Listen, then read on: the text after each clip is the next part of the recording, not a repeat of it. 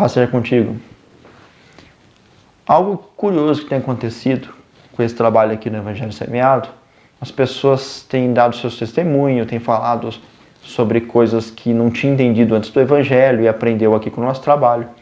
A gente também ouve bastante pessoas com dúvidas em relação a assuntos que elas nunca tinham ouvido falar, mas a partir daqui do nosso trabalho elas começaram a ter dúvidas, a aprender coisas novas. E isso é muito gratificante. Mas algo que me chama muita atenção não é algo bom. Algo que me chama atenção é que muitas pessoas estão vendo os nossos vídeos aqui, só que essas pessoas elas não frequentam uma igreja, não estão numa igreja, ou não se identificam com uma igreja, ou essas pessoas não são aceitas por uma igreja, né? Até o fato dela não ir numa igreja, não se identificar e tal, a gente compreende ainda pelo Evangelho, no sentido de que a gente é uma igreja e não a gente vai a uma igreja, né? A igreja local não é igreja, é só um templo que a gente se reúne.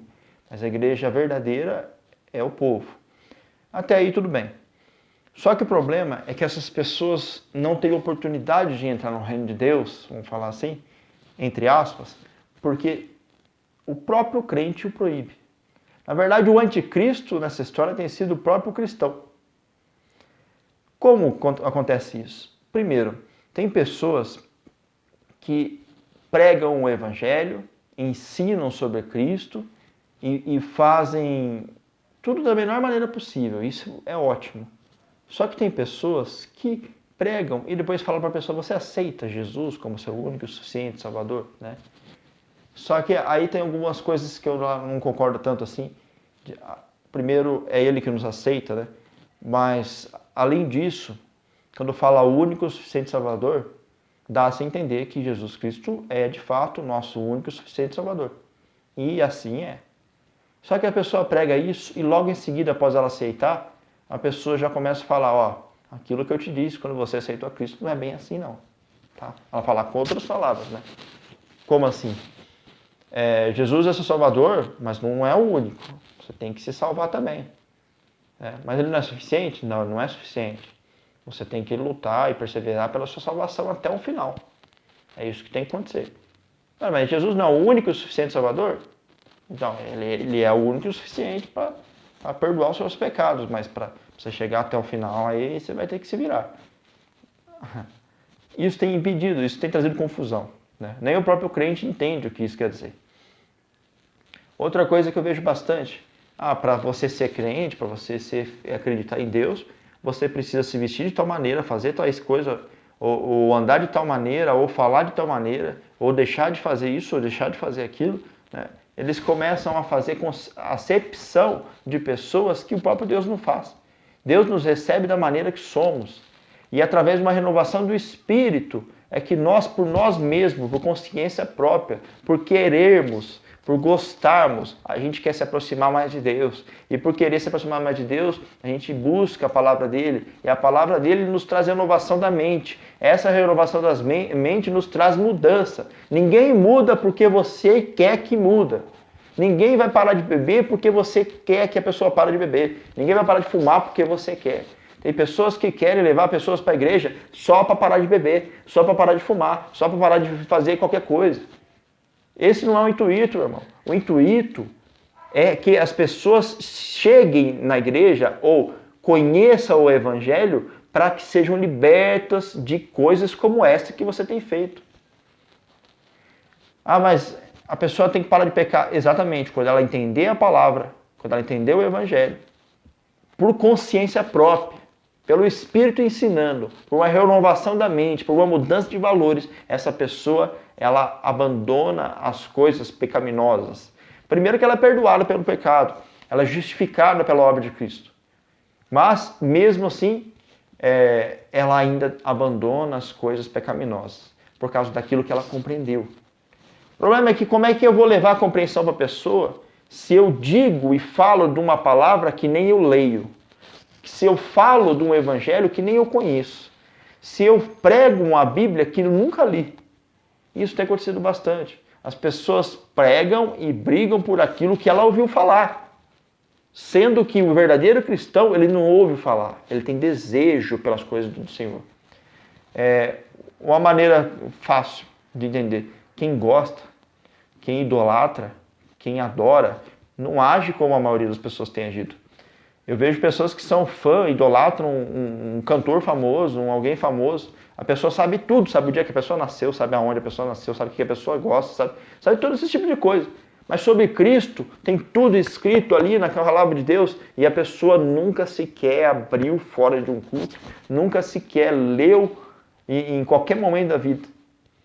Mas ela quer só o Deus, ela só quer a informação que foi passada para ela só quer aprender aquilo que falaram.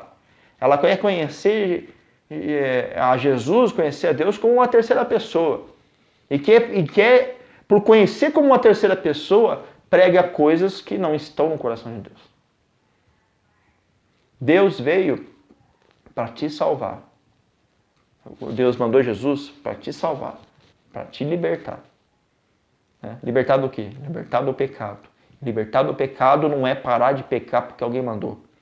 Libertar do pecado não é parar de pecar porque agora você é religioso. Libertar do pecado é você parar de pecar porque você quer parar de pecar porque os seus valores mudaram. É isso que o Espírito Santo faz. Quando você começa a pregar a mudança dos outros de fora para dentro, mudar para receber o Espírito Santo, primeiro vem a fé, depois a obra. Mas as pessoas querem que venha uma obra para poder gerar uma fé. Isso não existe, isso não acontece. Pode acontecer por 3 ou 4 meses, mas isso não acontece, não permanece. Então, a palavra de Deus, ela vem e nos liberta do pecado. A gente não é mais escravo do pecado. A gente consegue dizer não, ou nem é necessário dizer não, porque você perde o desejo por coisas do pecado. Eu creio que a palavra de Deus hoje, depois da morte, da ressurreição de Cristo, nossa luta mudou. Você vê a maior parte das epístolas falando para a gente não voltar às coisas que faziam antes na lei do judaísmo, como circuncisão, essas coisas. Você vê a maior parte falando sobre falsos mestres, que contariam histórias inventadas para tirar o dinheiro de vocês, que nem está em 1 Pedro. E que muitos falariam mal do caminho da verdade por causa desses falsos mestres. Depois que você começa a compreender a palavra, compreender o evangelho, você começa a se incomodar com pessoas que pregam e cobram coisas erradas, coisas que não é aquilo que Deus tem cobrado. Já parou para pensar que existe uma cultura evangélica e não necessariamente que essa cultura evangélica é baseada no evangelho? E por essa cultura não ser baseada no evangelho, muitas pessoas têm barrado nessa cultura e sendo impedida de adentrar ao evangelho, de entender aquilo que o Senhor tem para eles.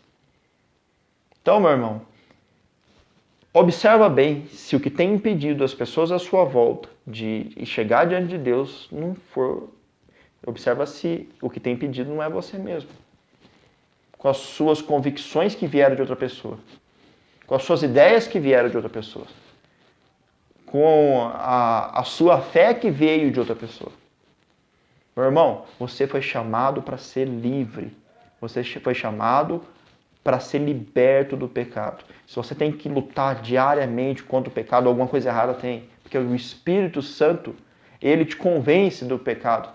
Ele te convence dos valores e você abandona esses valores. Mas se a luta é diária, o tempo todo, tem que ser, e tem que conseguir, você está perdendo o tempo que você podia estar pregando a verdade para alguém, para ficar correndo atrás de uma salvação que você já recebeu. Então, meu irmão, foca em buscar em primeiro lugar o reino de Deus. Foca em pregar o evangelho a todo custo. Foca nas coisas que pertencem ao Senhor. Foca nas coisas da palavra de Deus. E para de lutar contra a carne, contra essas coisas, carne dos outros. Foca em coisas que são espirituais. Amém? Deus te abençoe, espero que tenha entendido. E qualquer dúvida que gerar esse vídeo que eu estou falando, eu faço questão de te ajudar no particular, de fazer você entender o que eu estou falando. Amém? Eu sempre falo assim, não acredita, não precisa acreditar em mim, mas busca na palavra comprovar que eu estou errado. E a hora que você buscar comprovar, a gente conversa. O problema é você viver e respirar na palavra que os outros falaram e não na palavra que foi revelada de Deus a você. Amém? Deus te abençoe e continue nos apoiando, continue entrando em contato conosco. E a gente tem prazer em falar da palavra do Senhor. Amém?